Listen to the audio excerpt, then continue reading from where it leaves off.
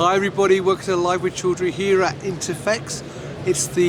Well, we're coming to the end of day 3 and the end of the show actually, but I'm delighted to be joined by Rudi Gall from Freudenberg Medical, who's actually going to give me a quick overview of the business and what they've been talking to visitors about this week. So Rudi, first of all, good afternoon, how are you? Oh, good, Richard. Thanks for coming by. Well, it's lovely to see you. Yeah. Now, before we talk about Freudenberg Medical and what you do, how has Interphex been this week? It's a very busy show, I have to say. So you can tell, people, they want to come out again, want to meet people face to face. So all the kind of Teams meetings, whatever, I think the personal contact, that's still important. So it's showing this week. It was a very busy show. Fantastic, I'm glad to hear it. Now, for people not familiar with Freudenberg Medical, can you give me a quick overview of the business first of all? Sure, yeah. So Freudenberg Medical is a company, we do 100% medical devices, components, but also 100% pharmaceutical applications, components for the pharmaceutical industry, biocomponents. So that's what we focus on. It's all done in clean rooms, class 7 and 8, and comes with the specific certificates on it. So the focus is 100% medical and pharmaceutical. Brilliant. Now, is there anything specifically that you've been talking to visitors about this week? So any products specifically that you've been discussing with visitors? Absolutely, yeah. So we have some new products coming on board in our product range. So maybe we just want to roll over. Yeah, sure. I can show you. So that's our newest addition now to our product range in the biopharm industry. Yeah. And it's a TPE tubing. So TPE stands for thermoplastic elastomer. Right.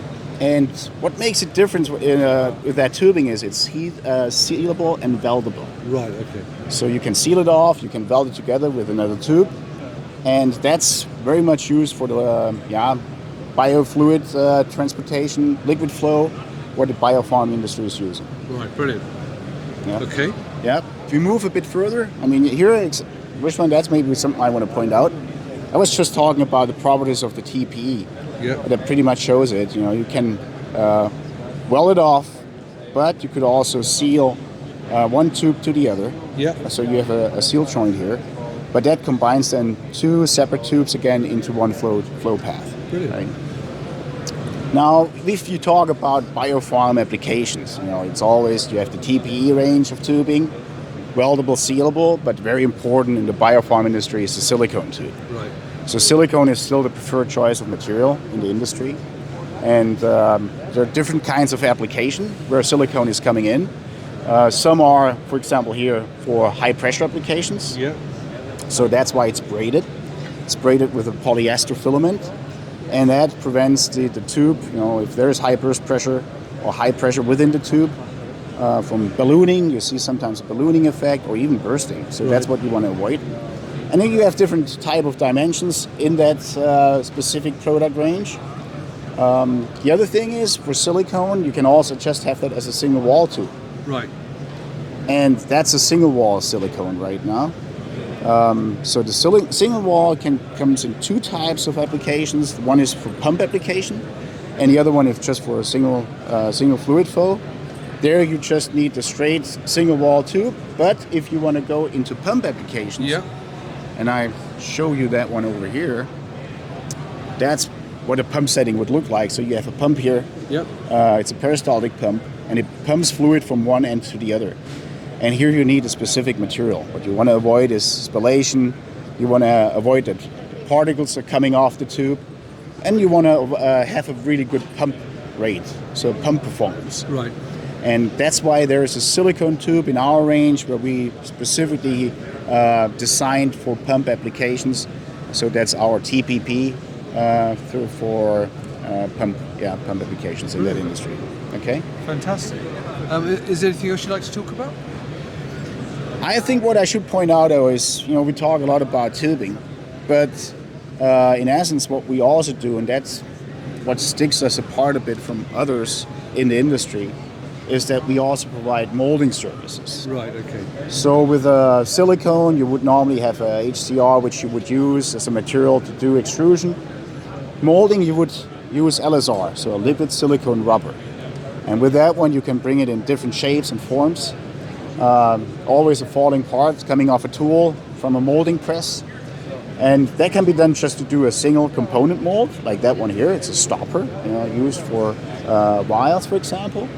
Or you could use it then where you combine both capabilities. Yeah. First, you have the capability of the extrusion, but then you would also mold, overmold onto the tube with that kind of the TC connect. TC stands for tri-clamp. That's a way of how you connect the tube to the fluid path. Brilliant. Yeah. Brilliant, All right. Rudi.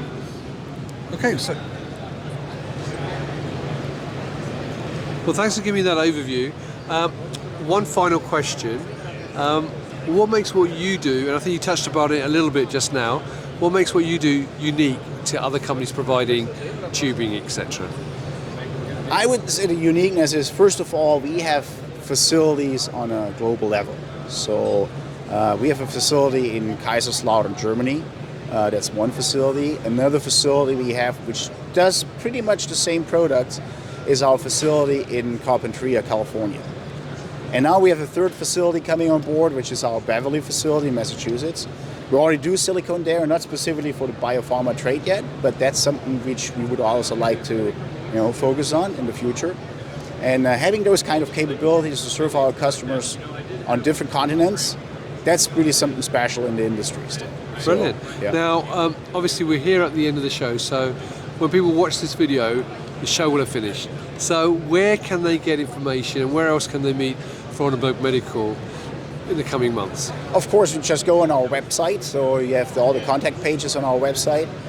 We have sales folks out there in the market. Yeah, Jane DeGraben, she is with us here at the booth today, for example. David Schwass, another colleague of mine who's working in the industry since a long time. There are your direct contacts to contact them. Go on the website, contact page, follow us on LinkedIn. So we have our own profile on LinkedIn as Freudenberg Medical. Please check it out and join. Yeah, that might be the easiest way to do it. Or you can always call me as well, for sure. Right, Just look me up at LinkedIn. All right, well, Rudi, that's fantastic. Well, thank you for giving me that quick overview. I know it's the end of the day, you've had a long show, so I appreciate being still enthusiastic at the end of day 3. So there you go, viewers. Obviously, you can't come to the booth now because the show will have finished by the time you watch this, but as Rudi suggested, check out the LinkedIn page, check out the website. You can find what other events they'll be attending throughout the year, and you can message Rudi directly on LinkedIn as well. So Rudi, once again, thank you for your time. Safe travels home. And viewers, thank you for watching. Until next time, stay well and stay safe. Bye-bye.